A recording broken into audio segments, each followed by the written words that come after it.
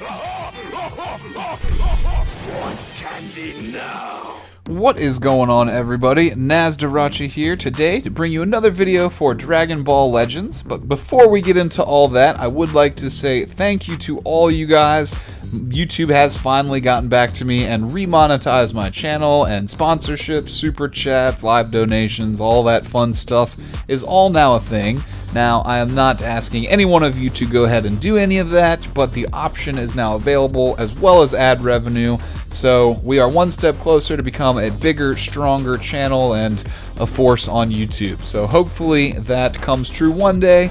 In the meantime, though, today we are talking about what happened overnight last night in Legends, which was the PvP reset, rolling into a new PvP season. There have been a couple of changes with this as well. We've got some more hard mode stages.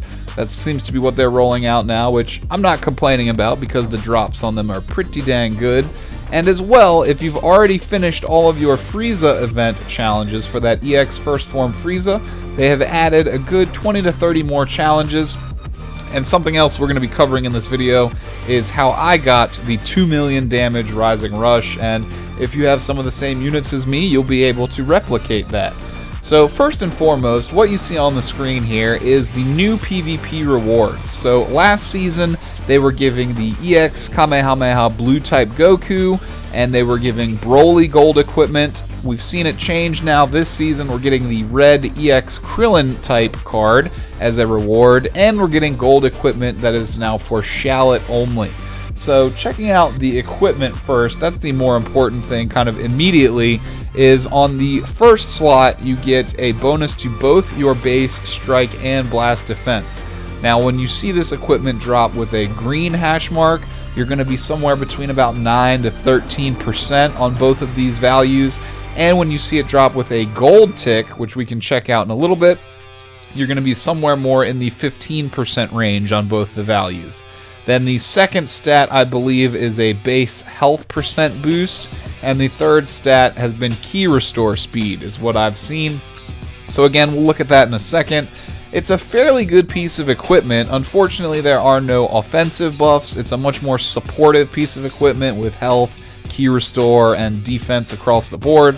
So it is very good, but the biggest drawback, unfortunately, is that it is for Shallot only.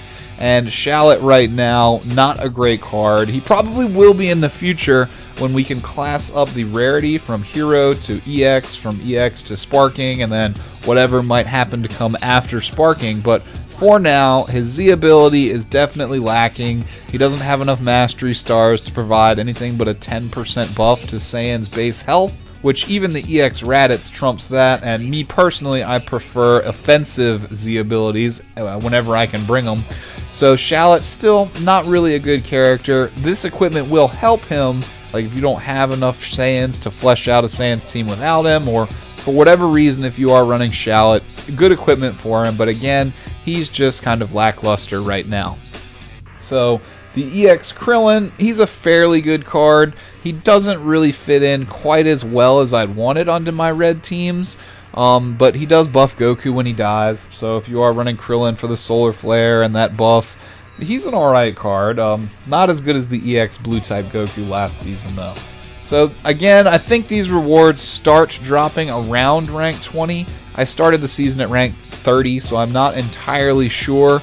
And I don't know if they drop in this quantity, like 50 of the Krillin straight out the gate. I think it starts at a lower number and kind of scales up, but I'm not sure. So if anyone knows that off the top of their head, feel free to drop in the comments and educate all of us, for some of us that start at lower levels than 30 every season.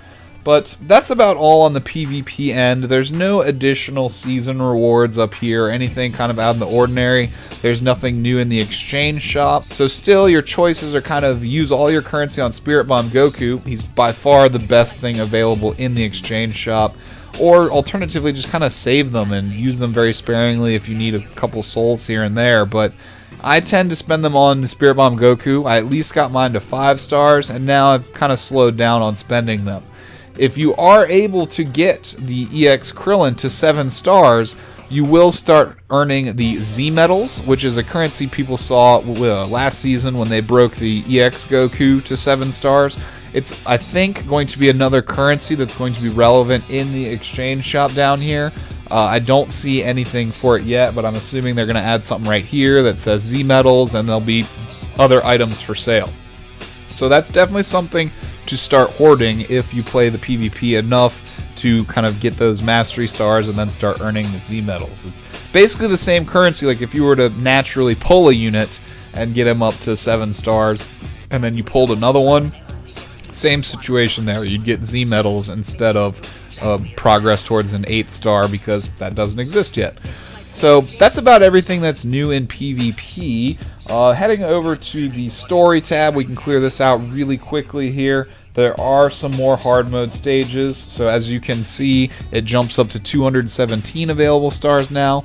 So no new story content, but they are just playing catch up, and again, I'm not upset because the drops that you get, the Rising Souls, the Super Soul 2s, you get a lot more of them on hard mode, so I'm not really complaining. I'm assuming that maybe we'll see some more story when the hard catches up to what's currently available. So that's kind of all that's going on in the story. They did add a hero encounter, scout battle, whatever you want to call it, versus the hero class Goku card.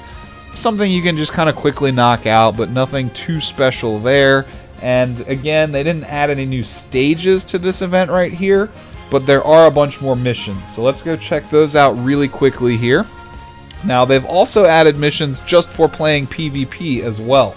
So navigate over to the events tab here. If you see that red header that's got Super Saiyan Goku and Vegeta kind of beefing on it, that is going to be all your PvP related challenges. The space-time duels, I guess is what they call it. There's a little fancy name there. So you can see that they're not too difficult to complete. Basically play a bunch of PvP, win matches, use certain colors, stuff like that. Kind of basic, just play the game and you'll earn the stuff. You will see that we have the fuel for the gravity chamber, which is the next level up in terms of power training items over the milk crates. So I used the 2 fuel gravity chamber training, like how you can use 1, 2, or 3. I used the set of 2 on the EX Trunks to kind of level him up for my yellow team and my hybrids team. And it gave, just using 2 of them, gave a little bit more experience even than what the Cybermen experience daily mission gives you. I think that mission gives you somewhere in like the 60 to 80,000 experience range, and I was rocking on the 2 fuels around 85, 90,000 experience. So those are super helpful. If you combine the gravity chamber with the daily EXP missions, you will be able to very quickly get a character up to level 1000, maybe in 1 to 2 to 3 days, just depending on how heavily you play the game and whether you refresh your stamina or not. So definitely check out all those PvP missions there. So if you're using red characters, if you're using yellow characters, hybrid Saiyans, so all types of just free, easy to pick up stuff there just for time invested into the game. And then down here, when you get to the blue event header, these are the new Frieza missions, or any leftover ones you still may have from the previous days, but they've added some new ones. Be sure to check those out. Plenty of soul materials and crystals to pick up here. Again, there's a new one that I've already gotten for dealing 2 million damage in 1 Rising Rush. I know it was a hot topic. People were asking in the Facebook groups and on Reddit and in other people's YouTube comments a lot how to get that 1.5 million damage Rising Rush. So now that there's a 2 million, I figured we'll do my entry here, and I'll show you how I did it, the team I used, and the logistics behind that. We're actually going to jump to that here in like literally 2 seconds, but just thumbing through the rest of these missions, be sure to get your free-to-play crystals, you guys. The game is fairly generous with giving out these crystals. They're pretty good about listening to feedback and providing us with motivation to actually sit down and play the game, providing motivation to play PvP without disconnecting so people don't cheat as much, so you get those extra rewards there. So I'm a fan, you guys. I'm definitely a fan. I'm happy about that. And let's see, we've covered PvP. There's nothing new in adventures so far I've seen, nothing new in training other than that fuel for the gravity chamber, which is new and very useful. Nothing new in the exchange shop or any sales or anything going on there. No new banners, but if you do look, the Frieza banner is going to be leaving now in 2 hours. So the game up until this point has been pretty good about keeping 2 to 3 banners active at all times. So I guess we will see tomorrow, or later tonight after the reset here, if they possibly surprise us with a new banner. There were no V-Jump scans or data mines that I saw indicating that that would be the case, but you never know. So if there is anything new coming on that front, I will definitely report back to you with a fresh video on that. And other than that, I guess, guys, if you want Frieza, your last 2 hours here, by the time you see this, the banner's probably already gone, but filming this in the evening here. I used my first ticket, and I cursed myself. I said, please don't be Pan, right before the draw. And what was it? Of course, it was Pan. So I hope you guys had much better luck on your guaranteed sparking ticket. We do have the opportunity to get one more, so the banner's here for 12 more days, so there's a couple extra leeway days there for people that may have missed a day, for basically everyone to earn 2 guaranteed sparking cards. I really hope you guys don't get Pan or something that's not useful to you guys like I did, but so be it, you know. That's about the end of that story. One more ticket left. Hopefully we'll have good luck when that comes around, and I'll let you guys know how it went. Other than that, we've covered story, characters, all that good stuff. So let's jump in and see if we can't knock out this 2 million damage Rising Rush. Again, I'll show you how I did it. I was... motorcycle. Anyways, I was able to successfully knock this out, so I do want to show you my specific build and setup. So what I did was I went to Chapter 6, the purple type 3rd form Frieza EX here, and we are going to be using this Gohan focused team you see down in the bottom. So the kind of logistics behind this team, why I used it, are going to be everything's kind of focused around Gohan. So basically when Piccolo dies, and we're going to be bringing the green Piccolo here so the purple Frieza can kill him faster, and it really won't impact the damage output at all. But you'll want the Piccolo to die, which gives Gohan a 35% strike damage buff. Then at that point, you will likely have already collected the Dragon Balls while the Frieza is killing Piccolo. You will then bring Gohan out. You need to make sure you have a green card in your hand and 3 red cards. As soon as Gohan hits the field, you'll pop his main ability for an additional 50% strike damage buff, bringing that tally to 85%. Then you will use the green card for another 20% strike damage buff, putting you at 105% strike damage, and then you initiate the Rising Rush. You have the 3 red cards in your hand to make sure that you maximize the amount of strike damage Gohan does leading into the actual Rising Rush multi-character hit at the end. So if you guys didn't already know, when you do a Rising Rush, the card that you pull out to be the card to contest the rock, paper, scissors kind of mechanic, the other cards that are still in your hand are your effective lead-in combo. So it will do those in succession. You get those hits no matter what, even if the enemy successfully chooses the same card you picked, you still get those lead-in hits, and they're the cards you did not pick. So in this case, we want them to be 3 reds and a green so that we can maximize our damage, and then Gohan and Pikkon will be the 2 remaining yellow cards to double up on type advantage versus Frieza. So I hope you guys got all that. I'm going to jump in and do it. Because I explained everything the way I did, I can kind of skip most of the battle versus the AI and kind of just get right to the meaty part towards the end. So I'm going to do that, and I will see you there in 1 second.